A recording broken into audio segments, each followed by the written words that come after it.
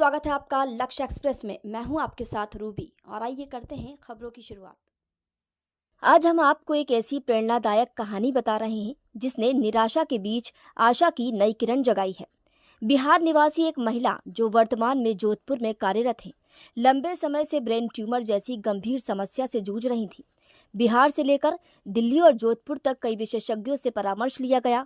उन्होंने दिल्ली स्थित all India institute of medical sciences यानी एम्स में भी उपचार कराया, जहां स्थिति को जटिल बताया गया। इसी दौरान परिचितों के माध्यम से वो भोपाल स्थित श्री सिद्धा गुफा योग आरोग्य संस्थान पहुंची, जहां आचार्य डॉक्टर सुधीर मिश्रा के मार्गदर्शन में पारंपरिक षटक्रम साधना प्रारंभ कराई गई। प्रारंभिक स्थिति: बोलना लगभग बंद, गले से आवाज नहीं निकलना, सिर पर अत्यधिक भारीपन, माथे पर सूजन, गहरी मानसिक निराशा। अपनाई गई विधियां: सूत्र नेति, जल नेति, सरसों तेल नेति, दूध नेति, घृत धारा तथा अखरोट एवं बादाम तेल प्रयोग जैसी पारंपरिक प्रक्रियाएं प्रशिक्षित मार्गदर्शन में कराई गई। 10 दिनों बाद बताए गए परिवर्तन: माथे की सूजन में कमी, आवाज में सुधार, सिर का भारीपन कम, मानसिक स्थिति में सकारात्मक बदलाव। संस्थान का कहना है कि ये परिवर्तन नियमित साधना, सकारात्मक ऊर्जा और ईश्वरीय कृपा से संभव हुआ है।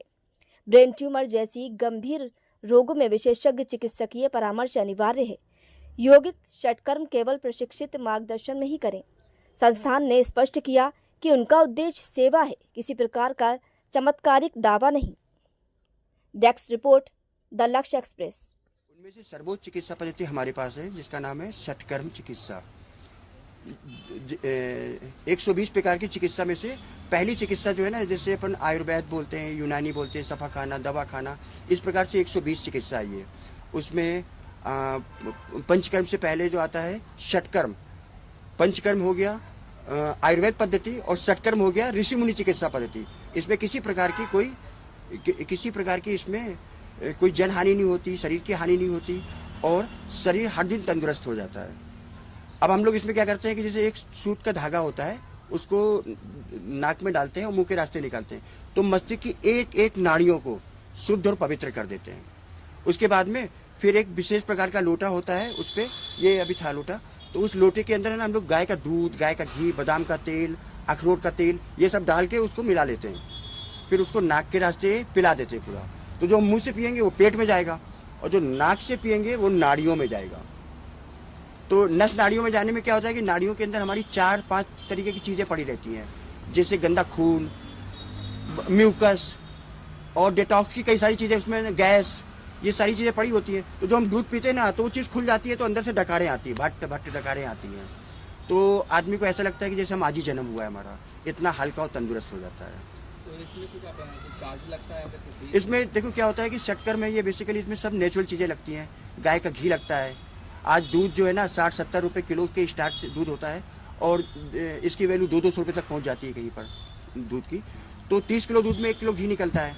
तो हमने इसका जैसे घी का चार्ज है तो हम लोग गौशाला से इकट्ठा कर लेते हैं और फिर उसको लाके हम अपने लोगों को देते हैं, ताकि इसको लेके इस तरीके से आप करते रहो। इसी तरीके से बादाम का तेल लगता है, अखरोट का तेल लगता है। तो ये सारे तेलों को जो है ना हम लोग नाक के रास्ते पिला देते हैं ताकि लुब्रिकेंट कर दें नसों को और उससे डिटॉक्स कर दें बॉडी को। मेरे पास में भी हम बताएं आपको, धरती के सभी जगह के लोग आते हैं।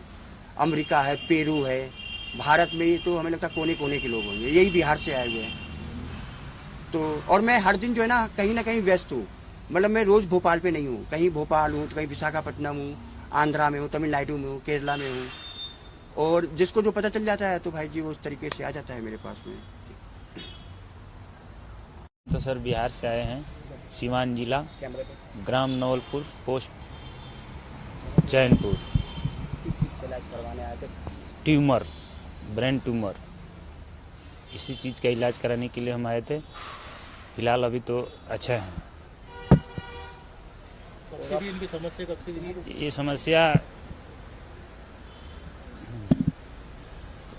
ये बहुत दिन से था इनको, मगर ऊपर ओपन हुआ 17-18 तारीख को, जनवरी में। समस्या हो रही थी इनको, आवाज़ नहीं आ रही थी? इनकी गला बैठ गया था, आवाज़ नहीं आ रहा था और कुछ समझ नहीं पा रही थी, ना कुछ बोल पा रही थी।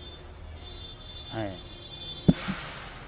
कुछ उतना बता भी कुछ नहीं पा रही थी, मगर यहाँ आने के बाद बोलने लगी और कुछ हल्का भी हुआ शरीर इनका। ठीक है, ओके।